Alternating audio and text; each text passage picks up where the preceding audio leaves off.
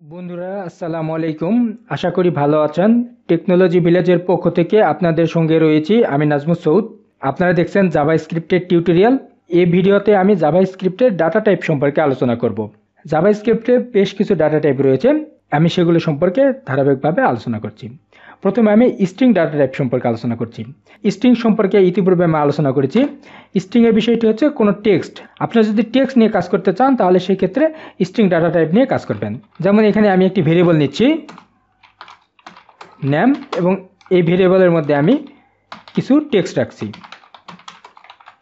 আমার নাম এখানে রাখলাম। এখন আমি যদি এটি প্রকাশ করতে চাই তাহলে সেই ক্ষেত্রে এই জায়গায় আমি এখানে নেম এখানে কল করলাম, রিফ্রেশ করলাম, তাহলে দেখুন এখানে আমার নাম চলে আসছে। এখন এইখানে যেই নামটি আমি নিলাম এটি হচ্ছে string data type. String data টাইপে আপনারা সিঙ্গেল কোট অথবা ডাবল কোট দুটি দিতে পারেন। আমি এটি যদি সিঙ্গেল কোট দেই, দেখুন আমি এখানে সিঙ্গেল কোট দিলাম, তারপরে এটি শো করছে, কোনো সমস্যা হয় নাই। যখনই আপনারা কোড দেখবেন তখনই বুঝবেন সেটি হচ্ছে স্ট্রিং ডাটা টাইপ। এখন আপনারা যদি মাঝখানে যদি কোনো কোড ব্যবহার করতে চান তাহলে সেক্ষেত্রে আপনারা দুই পাশে ডাবল কোট ব্যবহার করবেন। যেমন এখানে আমি my name is Nazmus Saud, এখানে আমি যদি ইজ এ কোড দিতে চাই তাহলে সেক্ষেত্রে আমি দুই পাশে কোড দিলাম, এবং এখানে আমি প্রথম এবং শেষে ডাবল কোড দিলাম, তারপরে এখানে আমি রিফ্রেশ করছি, তাহলে দেখুন my name is Nazmus Saud, এখানে ইজে এখানে দুই পাশে কোড চলে এসেছে।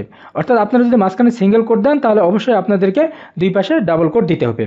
এটি হচ্ছে স্ট্রিং ডাটা টাইপ। এরপর আমি নাম্বার সম্পর্কে আলোচনা করছি। নাম্বার সম্পর্কে ইতিপূর্বে আমি আলোচনা করেছি। যেমন আপনারা এখানে যদি var x = 10 দেন তাহলে এটি হচ্ছে নাম্বার। এছাড়াও আপনারা যে এখানে যদি var y = 10.5 নেন তাহলে এটি হচ্ছে নাম্বার।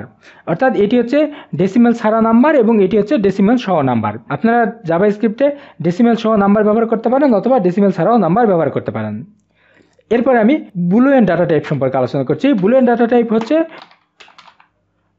ট্রু অথবা ফলস, এই দুটি হচ্ছে বুলিয়ান ডাটা টাইপ।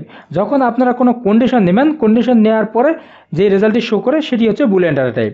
যেমন গত ভিডিওতে আমি কিছু কন্ডিশন নিয়ে আলোচনা করেছিলাম।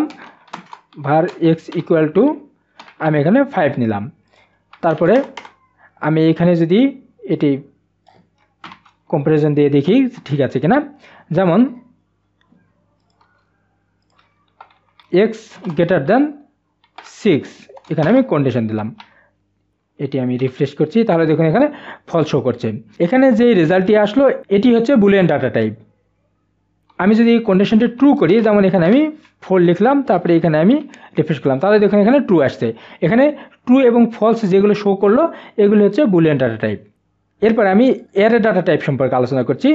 অ্যারের বিষয়টি হচ্ছে, যেমন এখানে আমি একটি নাম লিখছি, আমি var নিলাম নেম, তারপরে আমি এখানে একটা ইকুয়াল চিহ্ন দিলাম এবং সেকেন্ড ব্র্যাকেটের মধ্যে এখানে আমি কিছু নাম লিখছি।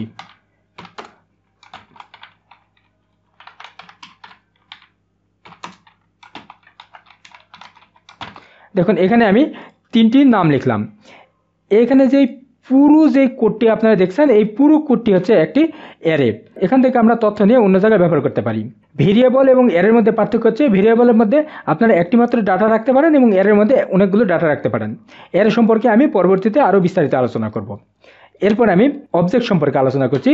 জাভাস্ক্রিপ্টের অবজেক্ট খুবই গুরুত্বপূর্ণ একটি বিষয়। যেমন এখানে আমি একটি পার্সন নামে ভেরিয়েবল নিলাম এবং এই ভেরিয়েবলের মধ্যে আমি কিছু ডাটা রাখব। যেমন এখানে আমি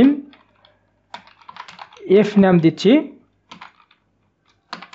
নাজমুস, তারপরে আমি এটি কোটের মধ্যে নিতে হবে যেহেতু আমি এখানে স্ট্রিং নিচ্ছি। আমি এল নাম নিলাম সৌদ, অ্যাড্রেস নিচ্ছি ঢাকা।